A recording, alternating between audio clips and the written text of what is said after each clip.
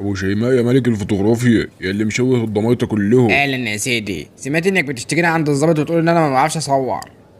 ما حصلش يا ابو شيماء، اشاعات كلها لا مين اللي قال لك الكلام ده؟ الحق يا بشوشو، في واحد كان بيشتكيك عند الظابط فوق من شويه.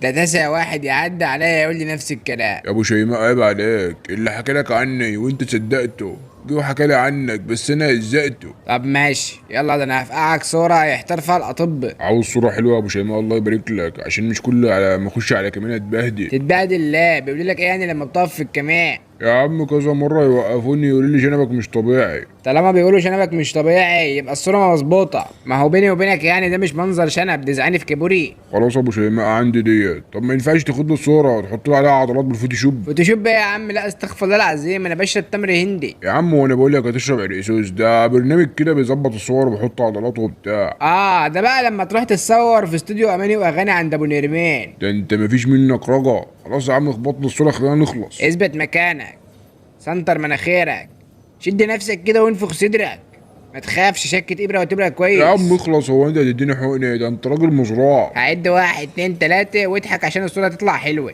ماشي يا عم ظبط لي بقى الله يبارك لك، عايز حاجه يشخ. يلا بالشفا، الف سلامة. انت عملت ايه يا ابو شيماء؟ يا رب اللي في بالي يكون غلط. خلاص يا باشا لقطنا الصورة والحوار خلصان. انت يا جرع انت مش قلت هتعد من واحد لتلاته واضحك؟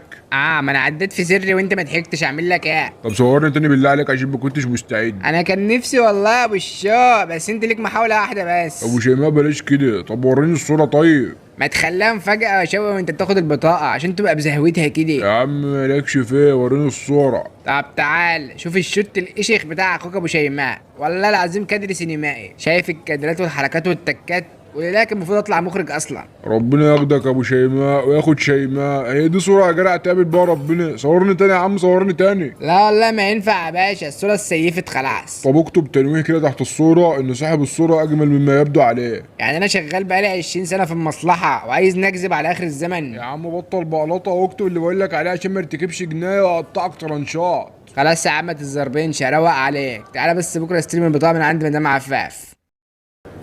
شوقي محمد احمد سيد عبد ربه حسنين الدمياط. صباح الفل على وردة السجل كله مدام عفاف. خد بطاقتك والزحلة من هنا عشان محدش طايقك، انت اصلا مكروه في المجتمع. مش مهم مكروه، المهم تبقى بطايق. ماشي يا اخويا، بطاقتك جاية توقع بالاستلام.